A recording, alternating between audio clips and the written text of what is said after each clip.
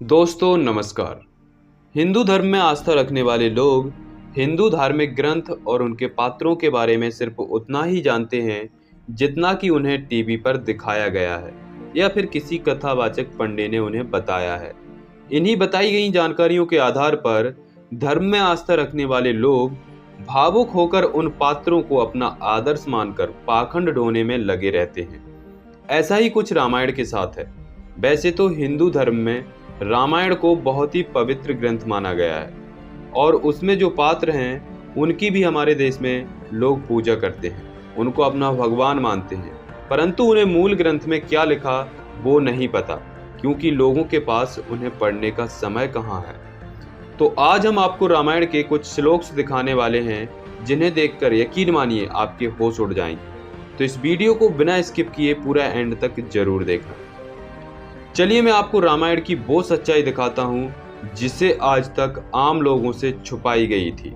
तो चलिए मैं आपको लेकर चलता हूँ गीता प्रेस द्वारा प्रकाशित वाल्मीकि रामायण अरण्यकांड सर्ग 46 पर। आपको ढूंढने में दिक्कत ना हो इसलिए मैं आपको पेज नंबर भी बता देता हूँ। ये वाल्मीकि रामायण का प्रथम खंड है, इसका पेज नंबर 662 है। इसके श्लोक 19 और 20 को देखिए। इसमें क्या लिखा है वो आपको मैं पढ़ के सुनाता हूँ। ये प्रसंग सीता हरण का है। जब रावण सीता के पास जाता है तो कहता है कि तुम्हारे ये दोनों स्तन पुष्ट गोलाकार, परस्पर सटे हुए, प्रगल्भ, मोटे, उठे हुए मुख वाले, कमनीय, चिकने, ताड़ फल के समान आकार वाले, परम सुंदर और श्रेष्ठ मणिमय आभूषणों से विभूषित हैं। इसी सर्ग का अगला श्लोक 22 भी देखिए। तुम्हारी कमर इतनी पतली है कि मुट्ठी में आ जाए, केश चिकने और मनोहर हैं, दोनों स्तन परस्पर सटे हुए हैं। ये सब देखकर कुछ लोगों को यह भी लग सकता है कि रावण अधर्मी था, इसलिए उसने सीता माता पर इतनी अश्लील और गलत टिप्पणियां की। तो रुकिए जरा, चलिए अब मैं आपको दिखाता हूँ कि सीता हरण के बाद दुखी होकर राम, जिन्हें लोग अपना आदर्श मानते हैं, अपना भगवान मानते हैं, वो क्या कहते हैं। अरण्यकांड सर्ग 63 का 8वां श्लोक देखिए। इसका पेज नंबर है 706।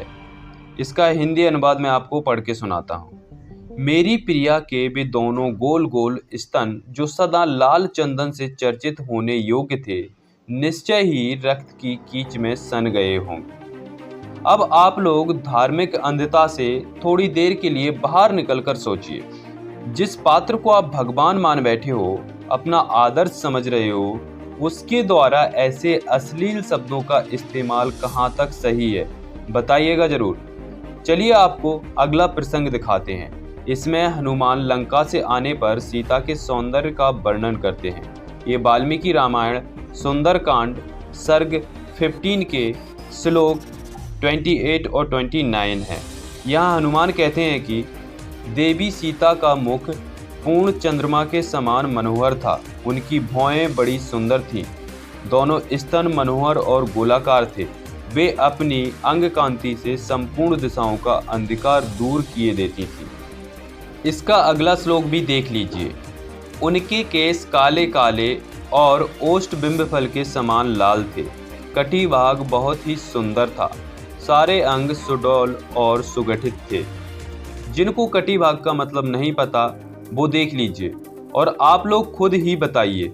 जिन हनुमान को लोग ब्रह्मचारी मानते हैं, उनके द्वारा सीता जी की सुंदरता का इस तरह से अश्लीलतापूर्ण वर्णन करना क्या शोभनीय है। धर्मांधता से बाहर निकलकर सोचिएगा जरूर।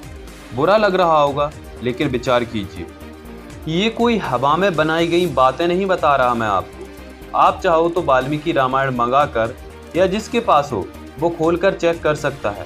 हर श्लोक का रेफरेंस दिया है मैंने, जिससे किसी को भी डाउट ना हो।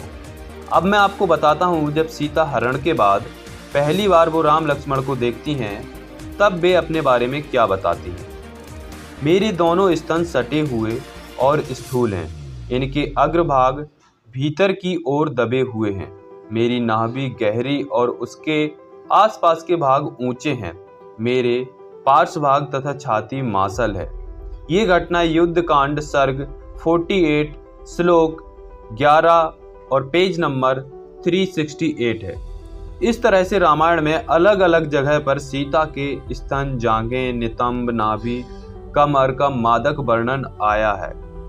आज के ब्राह्मण धर्मी लोगों के लिए सीता भले ही आदर्श माता, एक आदर्श पत्नी हो, लेकिन वाल्मीकि रामायण के लेखक के लिए सीता केवल एक मादक वस्तु थी। तो मेरा आप सभी लोगों से सिर्फ इतना ही कहना है कि आप किसी पात्र को फॉलो करने से पहले खुद भी उसके बारे में जरूर अध्ययन करिए। सिर्फ सुनी सुनाई बातों या टीवी पर देखकर किसी को अपना आदर्श नहीं मानने लगिए। कम से कम इतना तो समझने की कोशिश कीजिए कि जिन पात्रों को आप अपना आदर्श मान रहे हैं वो उस ग्रंथ के लेखक के लिए मादक पदार्थ मात्र हैं।